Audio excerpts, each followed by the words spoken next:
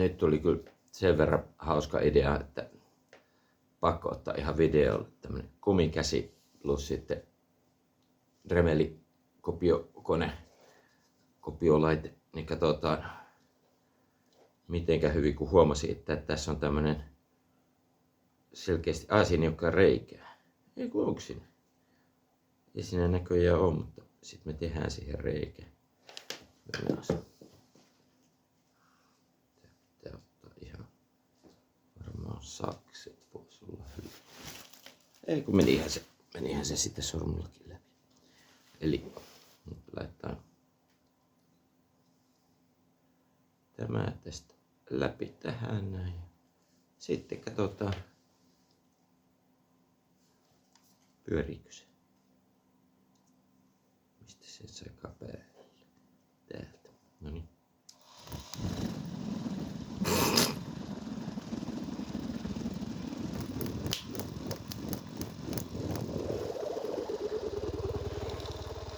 Että ihan täydellisesti toiminut. Se lennätti se, oli kuppi pystyssä, niin se lennätti se kiinni tommoseen lusikkaan. Mikä siinä? Kokeillaan uusiksi. Tää oli sen verran hauska näköistä. Se tuolla pienimmällä nopeudellakin vetää se kyllä ehkä vähän liian kovaksi, jos on vauhti. Hitto, tää on vaikea. Pujotetaan se vaan siihen.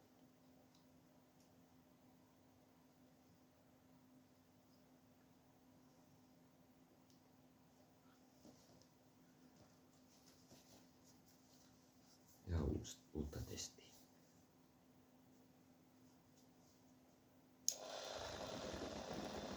Se jää jo tohon keskelle. Se pistää lisää nopeutta kokeillaan.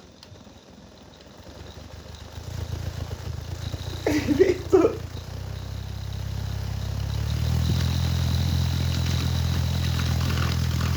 Ei jumalauta!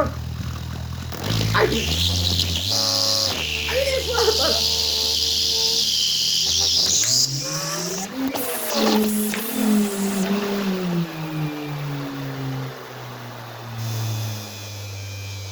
Tää ei niinku vois laittaa ihan pois päältä. No niin, se levisikin siihen mielenkiintoisesti.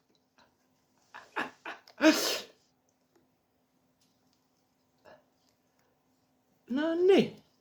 Sehän oli hauska. Katsotaan meneekö se vielä päälle. Oho, nyt löi pois. No niin. Sellaista.